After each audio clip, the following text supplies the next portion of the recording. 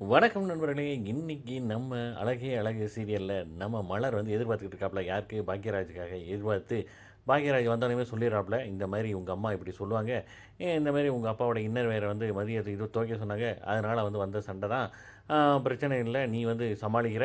அதுக்கு உங்க அம்மாவுக்கு ஆமா சாமி போடக்கூடாது." அப்படின்னு சொல்லி மிரட்டி விட்டே சொல்லிட்டு போயிடுறாங்க. இங்கிட்ட பார்த்தீங்கன்னா, உள்ள போறாப்ல. உள்ள போய் ட்ரெஸ் மாத்திட்டு வந்து குழந்தைட்ட வந்து விளையாண்டுட்டு இருக்காப்ல. ஒண்ணுமே கேட்க மாட்டேங்கிறாப்ல. இங்க எல்லாம் சாப்பிட உட்கார்றாங்க. சாப்பிட உட்காந்துக்கிட்டு இருக்கும்போது, எல்லாம் சாப்பிட்டுட்டு இருக்கும்போதே வந்து அவங்க அம்மா வந்து கோவத்தோட உட்காந்துருக்க, 2 பேருமே எதுவுமே கேட்க மாட்டேங்கிறாங்களே. யாரு? சுரேஷும், பாக்யராஜும். உடனே வந்துட்டு இந்த டாபிக் எடுக்குறாப்ல. டாபிக் எடுத்து, பொண்டாட்டி சொன்னத கேட்டுட்டு 2 பேருமே இப்படி இருக்கீங்கடா, அப்படி இப்படின்னு சொல்லி சொல்றாப்ல.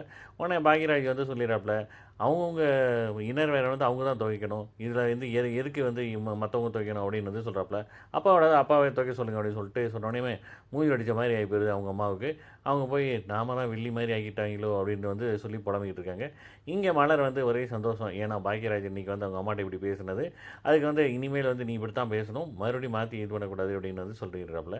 இங்கிட்டு சுரேஷ் மாறி மாறி கால வர, எல்லாம் உங்களால மீன்ஸ் வீட்லேருந்து ஏதாவது ஃபோன் வந்தாவே என்ன நடந்துச்சு, ஏது நடந்துச்சுன்னு பதட்டத்தோடயே நான் இது பண்ணிட்டு இருக்கேன் அப்படின்னு வந்து சொல்ல, உடனே வந்துட்டு நம்ம மதி வந்து சொல்றாங்க, நான் இதுக்கு பொறுப்பாக முடியாது. அவங்க இன்னர் வேற துவைக்க சொன்னாங்க, முடியாதுன்னு சொன்னேன். அவங்க தான் ஃபோன் பண்ணாங்க உங்களுக்கு. அவங்க தான் உங்கள டிஸ்டர்ப் பண்ணாங்க அப்படின்னு சொல்லி சொல்றாப்ல. சுரேஷ் ஒண்ணும் சொல்ல முடியல. பார்க்கலாம் நாளைக்கு எப்படின்ட்டு.